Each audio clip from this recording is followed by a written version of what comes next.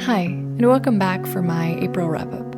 I will talk about the 5 books I read this month while updating my reading journal with a spread for each book. I would also love to hear what books you have been reading in April, so please let me know in the comments how your reading month was. The first book I read was The Handmaid's Tale by Margaret Atwood. This book is a slow, simmering feminist nightmare. Our main character, Offred, is a handmaid in the hierarchical society in the Republic of Gilead. She gets to occasionally leave for groceries or doctor's appointments, but her primary job is to become pregnant with her commander's child.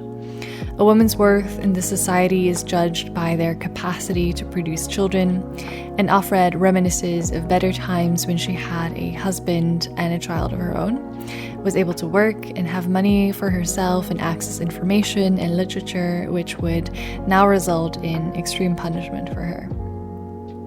The world that Atwood creates in this book is so absurd yet so believable, and I think that the flashbacks and the explanation as to how we got to this place is done so well.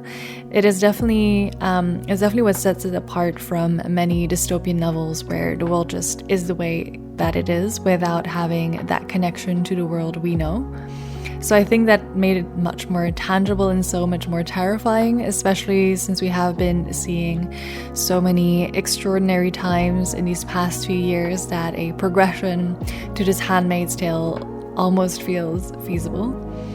The world building is slow. The reader gradually gets a better understanding of the rules and dynamics in the society, the different hierarchical ranks and their roles and privileges or lack thereof.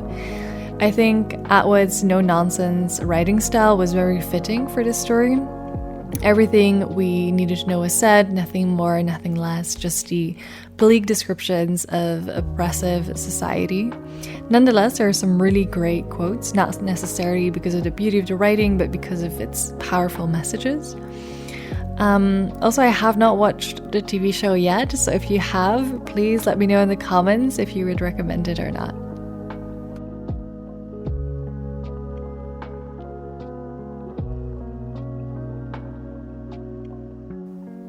Next, I read Ruin and Rising, finally finishing Leigh Bardugo's Shadow and Bone trilogy.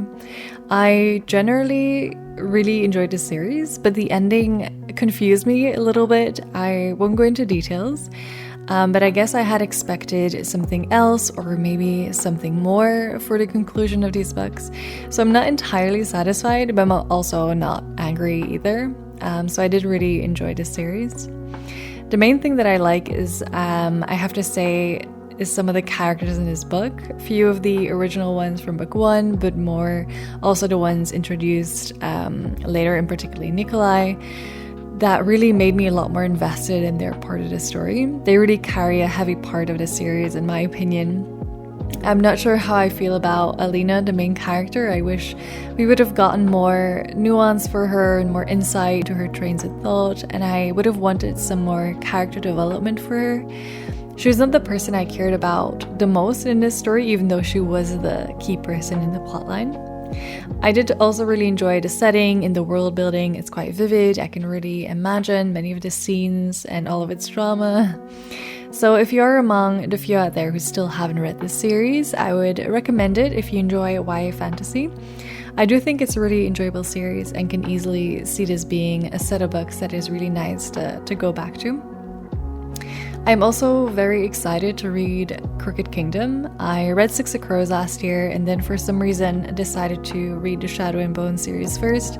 But I did really enjoy Six of Crows, possibly more than the Shadow and Bone series. So I think there will be a reread of that and then reading Crooked Kingdom.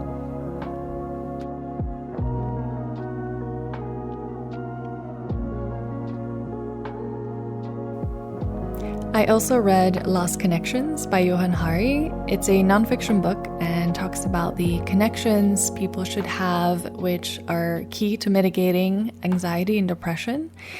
There are the very commonly known ones, such as our connection to other people and to nature, but there are some other really interesting ones that I hadn't thought about before.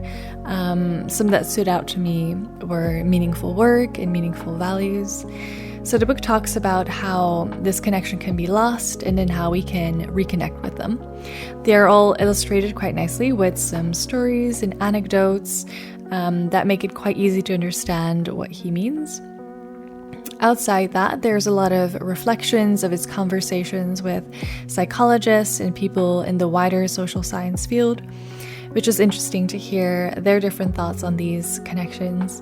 I really enjoyed this book and thought it was really useful to read, and I would recommend it, but there are a few things that I would have liked to see just a little differently. My main issue with this book was that in the introduction, or rather the first part of the book, was quite long, and for me personally wasn't really relevant.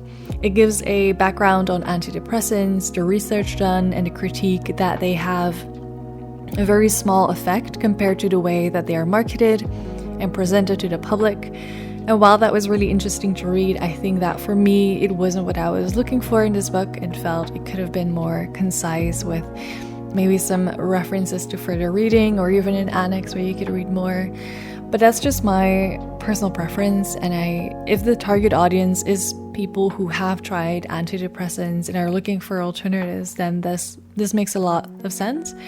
I was just surprised that the author only starts about the main topic of lost connections quite later on in the book.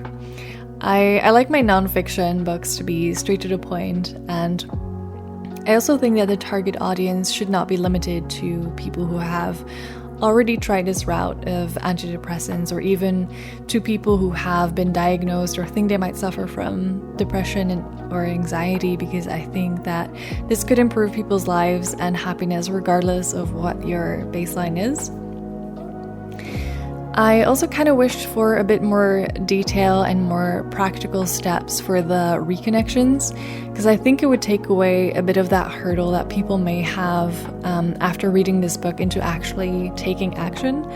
Because often we do know what is wrong and what we should change, but that does not mean that we know how to do it. And it may not be necessarily the job of this book to tell a reader how, but it could put them in the right direction, especially since the author has clearly done a lot of research on these things and is in a good place to do so. But I would nonetheless recommend this book if you're interested in understanding anxiety and depression better, whether that's for you personally or for the people around you. And like I mentioned before, the things mentioned in this book could still improve your quality of life, even if you are currently not suffering from anxiety or depression. Throughout April, I also read Helium, which is a poetry collection by Rudy Francisco, who had been on my TBR for a really long time. And I've seen the author's poems floating around on Instagram before, but I never got around to reading his full collection until now. The poems cover topics of love, heartbreak, and coming of age, but then also race and police brutality and just wider reflections on society. So it's a very varied set of poems. All of them feel very heartfelt and authentic. Some of them are especially powerful and moving. Others I didn't feel so strongly about or liked a little less. But I did in general really enjoy the writing, the way feelings or emotions or situations were expressed. So overall, an enjoyable poetry collection. I think it is also particularly accessible for people who don't typically read poetry or who don't read a lot of it like me.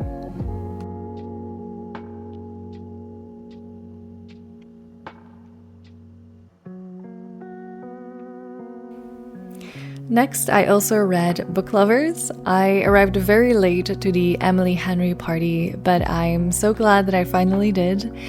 I read Book Lovers in 2 sittings because I could not put it down. It's a great book to binge read. The story is centered around Nora, a workaholic literary agent who knows every trope in the book. She self-identifies as the person who the main character is with right before they meet the person they're actually meant to be with. And so she finds herself stuck in this cycle of breakups and is not even surprised anymore when her boyfriend leaves for a work trip in the countryside and ends up falling in love with the local hotel owner's daughter and tells her he's not coming back to the city. It is at this stage that her sister insists on a holiday for the two of them to give her sister the small town trope experience for herself. I won't tell you what happens next, but I will say that I was on the edge of my seat and that it was an absolute page turner. I found the book to be very well balanced in terms of the romance and the plotline outside of that, which is always a must for me. There is an exploration of professional careers and how that plays into your personal relationships, which I thought was really nice. And it was also balanced in that there was some smut, but it wasn't the main part of the romance aspect. And then I have only good things to say about the characters, the love interests, the dynamics, and just the overall feeling that I got reading this book. The love interests were nuanced and just generally decent guys who were not just brooding heartthrobs. There was brooding, but there was also a lot of deeper conversations. There was incredible banter between the characters so that you could actually feel the secondhand thrill of flirting because it felt so very believable. The dynamics between the different characters felt so authentic. There were many kind of small issues touched upon that felt so real and I think recognizable for a lot of people. And while Nora, our main character, is just someone I can kind of relate to, the workaholic with a lot of self-imposed rules and, well, obsessed with books. So I think that added to liking this book as well. So to conclude, a very easy read, one I will likely reread at some point because I really enjoyed it. I think it might be my favorite romance so far, although there are a few that I really enjoyed before as well, but this one really topped it, I think.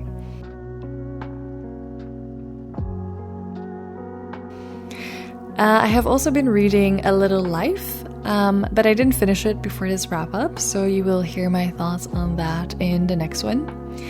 So these were the books and spreads for April. I hope you enjoyed the video. Thank you so much for watching and have a nice day.